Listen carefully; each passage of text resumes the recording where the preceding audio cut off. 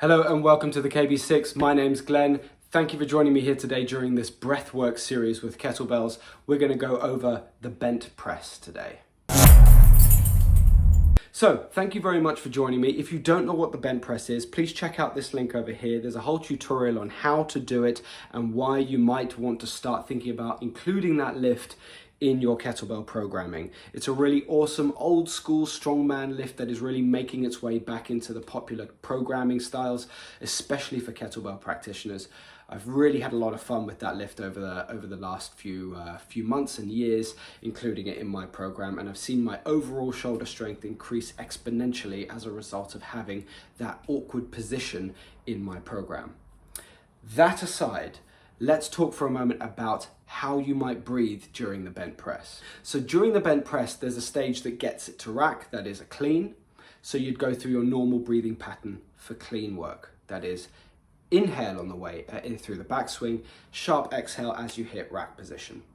As you're moving the rack round to the bent press rack position, you can use that opportunity to take a breath or two. I always do my best to think about expelling the air from my lungs and thinking more consciously about breathing out, since my in-breath will take care of itself. And I also do my best to focus my in-breath on being a nasal breath rather than from my mouth, because there are more capillaries in your nose to absorb more of that oxygen than there are in your mouth. So you should find that so long as you don't have obstructed breathing through your nose, that you actually get more oxygen by taking big breaths in through your nose and big exhales through your mouth. Next, you're in the rack position. You're about ready to do your bent press. Now's when we want to take a deep breath in and brace. Especially for the heavier weight. I've spoken about this in previous videos, but you tend to want to breathe when you're static, maintain the tension in your trunk as you're moving, and reset your breathing when you're in your next static position. So for a bent press, what that will look like is rack the weight for the bent press, press the weight to overhead, and now that it's overhead, you can reset that position. Exhale, reset the breath. Pack down through your trunk and core so that you're nice and tight to bring that weight back down to the rack position where you start the breathing again.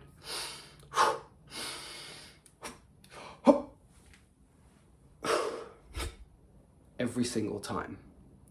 If you think consciously about breathing when you're in static positions and resetting your breath from those positions before you then transition into another move, you'll be safer with your back than if you just breathe haphazardly throughout the movement. When you're working with a very lightweight with a bent press, your breathing can be more ad hoc. You can breathe as and when you need to when the weight is very light. However, I'm not a huge fan of that because it teaches a lack of thought.